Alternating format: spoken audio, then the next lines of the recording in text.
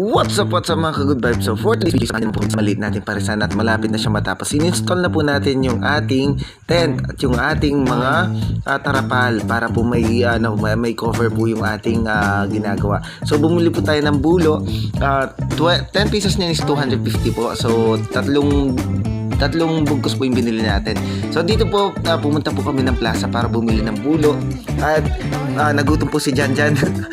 Kaya po kumain kami dito sa Silogan. Diyan lang po sa harap ng sa San Jose, San Simon, Pampanga. Diyan lang po sa harap ng The Generic Pharmacy. Ang pangalan po ng restaurant ay Antonio Lugaw Pares. So diyan po marami po sila mga menu, may mga bulalo, may mga lutong bahay po sila.